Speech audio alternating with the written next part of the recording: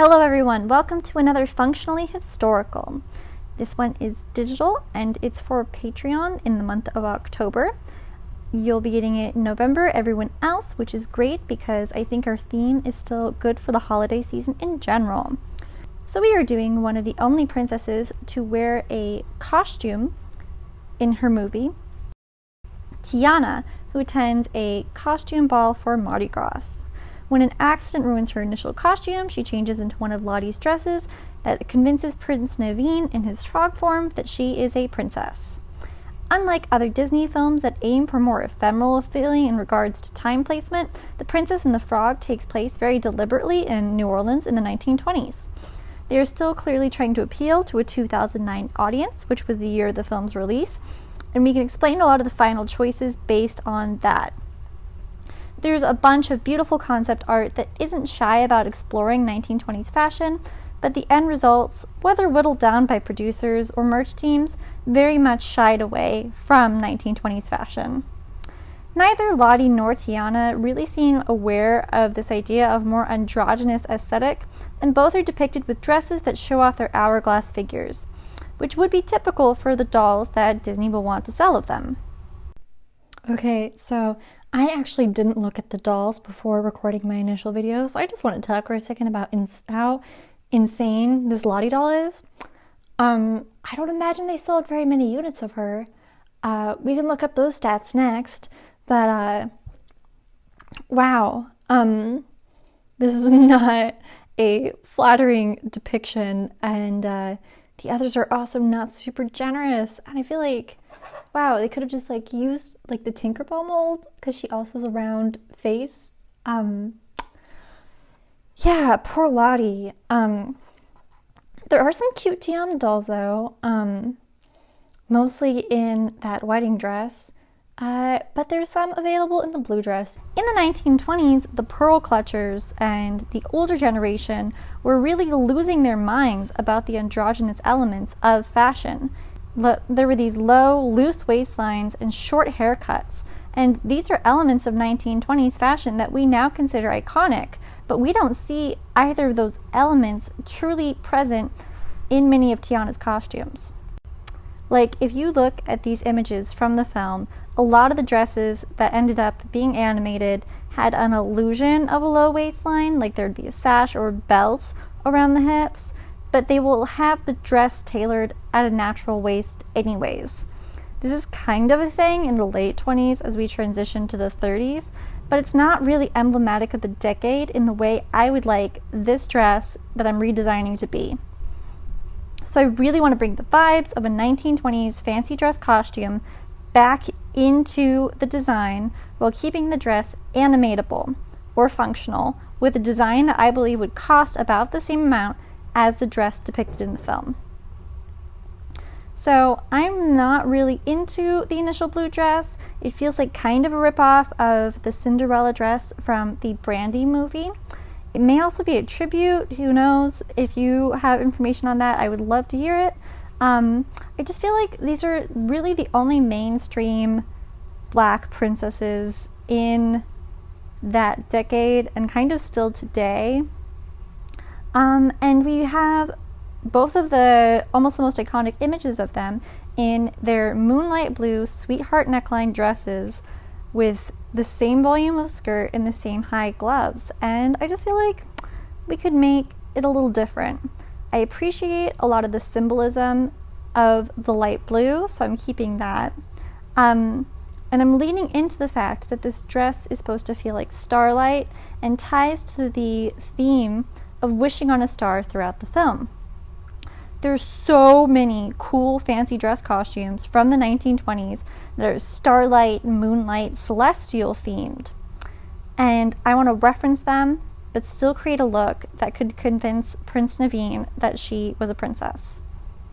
So in the canon of the story, Tiana's mom makes costumes for Lottie and has been doing so since she was a little girl. So presumably the dress that Lottie picks for her would be one of these garments. Tiana's mom would be making really interesting garments that both reference historical fashion from before the 1920s for these princess dresses she's making for Lottie, while also conforming to contemporary aesthetics of the era. I think 1920s fancy dress costumes are so cool, and I can appreciate the lavishness of Lottie's Marie Antoinette costume, but God, I wish it resembled the 1920s Marie Antoinette costumes that were actually made. So I will be doing that a little bit in Tiana's dress by giving her the silhouette known as the robe de style. So this silhouette was referencing the Rococo era with this caged wide hip. So I am also giving Tiana a dress that ends at mid-calf because this was a fashionable length even for formal wear. You would very rarely have full-length dresses, so I want to make the dress shorter. I'm also giving her this kind of cape train moment to include some extra sparkle like there is on the dress in the original film. Capes and trains were also, very in vogue. So this dress is only shown for a scene and has a lot of details, including the necklace and the sparkle effect. So we can kind of have a bigger budget than something like the Snow White dress, which was my first functionally historical design. We're not about to add elaborate lace, of course. Y'all should know my opinions on that for animation redesigns by now. But we can have some dramatic folds, some star detailing. I feel good about this string of pearls, so when she wears them again in Almost There, it'll be like a callback for this moment. So I'm also referencing from Almost There in her hairstyle. I'm really glad that in the movie Tiana has natural curls, but I want to start her out in this scene with more sculpted and ironed 1920s hair, which Black women did conform to the overall hair standard in this time. I think it'll be a stronger contrast for when she has her natural hair in the swamp wedding scene. And I do think in the earlier scene, she should still have her natural hair styled in a certain way, maybe a protective style. And I would also want it to be shorter in line with the times than it is in the actual film. But this scene is a costume ball, and Lottie is styling her, so I think her hair should look a little bit more period accurate in this particular moment. So I also like the idea that Tiana is still wearing her own shoes and stockings under the fancy dress, like maybe her and Lottie aren't really the same shoe size, and Prince Naveen is just so out of it that he doesn't notice. So I have a kitten pump referencing the silhouettes of the shoes of the time, and stockings, which were standard for all women basically until World War II, when there was like a fabric shortage, and that's when stockings finally became out of fashion. So Glamour did do a video for Princess and the Frog, and I'm honestly shocked they didn't choose this dress, given that they would have been able to discuss and educate on fancy dress balls and this gorgeous well of costumes and the historical fashion on historical fashion that you could go into. Like, I am trained as an animator. I am only versed in historical fashion as a hobbyist. I would love to learn more from that element, and I think this would have been a great vehicle to do it. So I'm really sad that Glamour didn't pick this dress.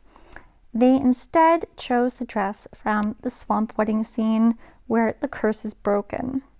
I get that, like, that's the dress that they put on all of the, Disney combo princess posters, etc. I just think it's a bad choice. I get that it's disappointing. We do have a lot of concept art of the swamp wedding dress that gives us more of a 1920s vibe, but if you're critiquing any dress in the film for accuracy, I think it's just so silly to pick the one that's made from curse-breaking magic. Curse-breaking magic is not aware of fashion trends. It just does what it likes. The dress they come up with in the Glamour video is cute, but there's all these pointless details, like the beading on the gloves. As I've said before, there's a reason 2D animated princess dresses don't look historically accurate on the embellishment level. And it's that the cost versus the strength of the effect and the design would be excessively wasteful. When you design for 2D animation, you want there to be a few big, iconic elements as part of the costume.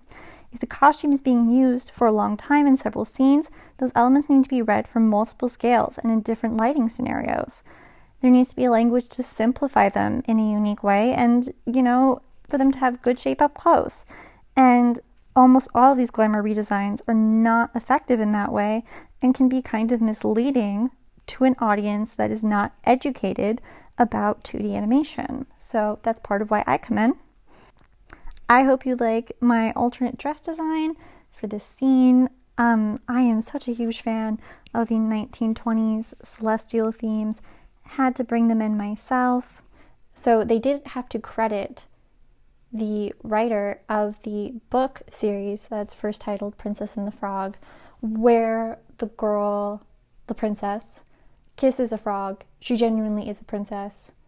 And then she and the other prince both are frogs for the adventure. And like a bunch of her family, her aunts are witches, and she slowly becomes a witch. It's a really good book series. I think it'd be really neat if it had an animated TV show. And because they took that title and those elements, Disney did actually have to credit the writer as it being an adaptation. So hopefully she got a little bit of money from that, because that's a pretty good book series for young girls. You know, I cannot think of any Disney movies where white people, the protagonists specifically, turn into animals to learn a lesson in the story. Especially princesses. Like Princess and the Frog, I know has been getting a lot of fair criticism lately, and I am white and it's like not really my place to talk about it, so like please do not take my opinion as an authority. I like the film, and I think if we had more Black princess stories or African princess stories, it would not be judged so harshly, but unfortunately it is the only one we have. So I think pretty much all the criticisms I've heard are extremely valid in how disappointing it is that she is a frog for the majority of the movie, that she really doesn't get to indulge in just being a sweet and soft princess the way a lot of the other princesses get to be. I love that she is more hardworking and focused, and I think writing wise it comes at this awkward time where the criticism was that a lot of general audiences wanted princesses that were more in charge of their own destinies and had less of that typical Disney princess personality that people often stereotype as.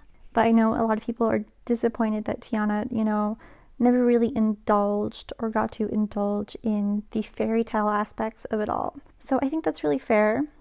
So one of the reasons I think we're seeing Princess and the Frog in a new light is because of how bad Soul is, and because it utilizes the same plot of having a white person steal a person of color's body, a long time with a Black protagonist in a non-human form. But you know, other people have much better, more researched and culturally nuanced opinions of this film that you should listen to, especially from African American creators. So, you know, I'm not here to do a full writing analysis. I just wanted to say I do love this movie. Thank you for watching. I know I said I was going to do Belle's blue dress and do Rapunzel sometime soon. I just couldn't pass up this opportunity for Halloween. And this is also probably the only princess of color I'll be able to do, because I am very familiar with the 1920s aesthetics, and I feel like I am not the right person to do, you know, like Mulan or something. I actually think the glamour video on Mulan is pretty good. So tell me if you want that Rapunzel or Belle next, or if you want the Little Mermaid. Been thinking about that since there's that reboot. I might even draw her. Haley as a model. Let's mix it up and have a happy Halloween. Or if you're seeing this after the major release, have a happy whatever holiday is closest to you. So as I say at the end of all my videos, my social media is Alexi Does Art on the majority of platforms. There's going to be an underscore Alexi Does Art on TikTok and Alexi Does Art on Twitter and Instagram. Please check out more of my functionally historical videos. I've done Belle and Snow White. Tell me which one you'd want to do next. And please support me on Patreon if you enjoy this content. It really would help me feel like I was able to spend more time on this content.